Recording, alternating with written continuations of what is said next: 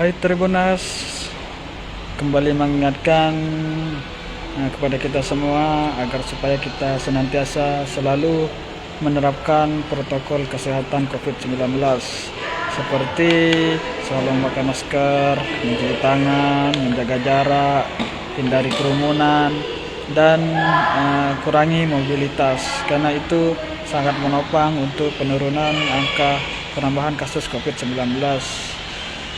Khususnya di Kabupaten Baru, kasus COVID-19 ini masih mengalami penambahan, meskipun itu penambahannya tidak signifikan, tapi masih ada penambahan. Jadi untuk lebih jelasnya mari kita sama-sama berbincang dengan koordinator Satgas COVID-19 Kabupaten Baru, yaitu bersama Bapak Darwis. Ya, Bapak Darwis,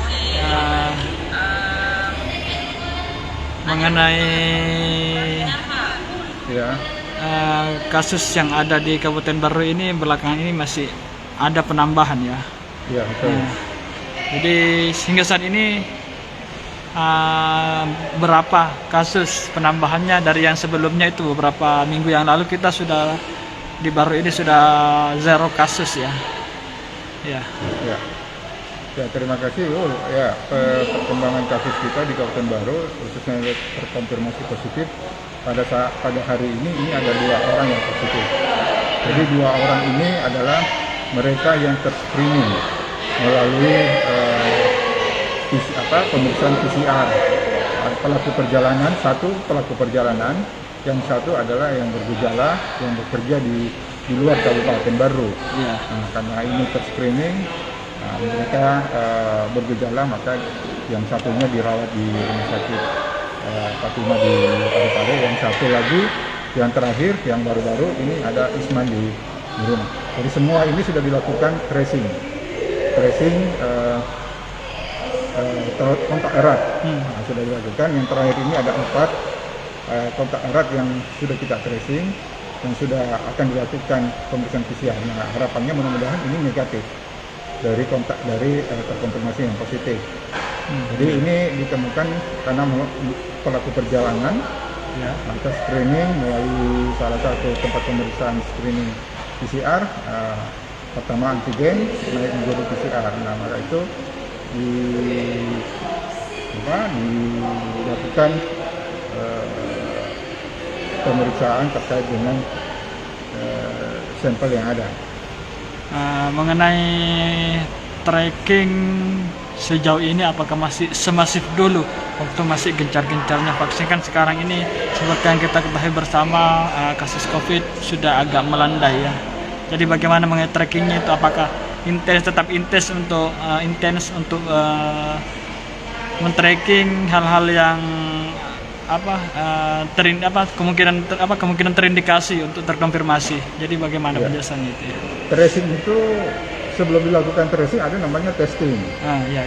Nah, setelah dilakukan testing, apabila dilakukan testing itu dan hasilnya kalau dia antigen dia reaktif positif, iya. Nah ini ditingkatkan menjadi diambil sampel untuk PCR.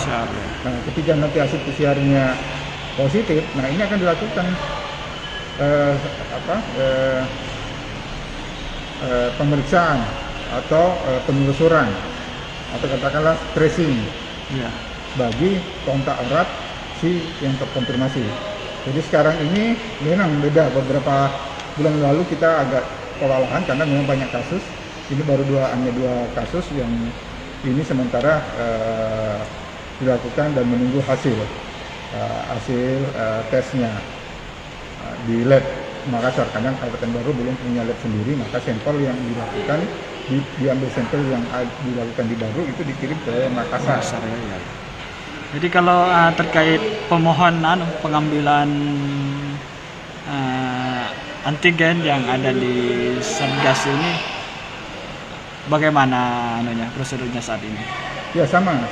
Jadi mereka yang mau melakukan tes antigen untuk pelaku perjalanan atau kebutuhan untuk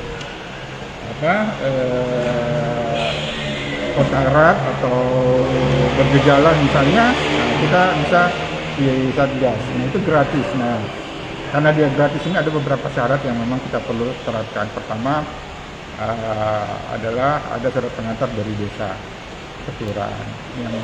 Yang terbaru-baru ini adalah syaratnya adalah vaksin. Kalau dia sudah divaksin, minimal 1 kali vaksin, itu kita berikan antigen gratis, untuk pemeriksaan antigen gratis. Kalau belum, kita harapkan dia melakukan vaksinasi dulu. Bisa langsung vaksin di sini ya? Bisa langsung vaksin di Satgas. Karena di Satgas ini terintegrasi. Nah, di sini ada pelayanan terkait antigen, PCR, dan surat rekomendasi. Nah, seperti itu. Oh ya, oke. Makasih Pak Darwis.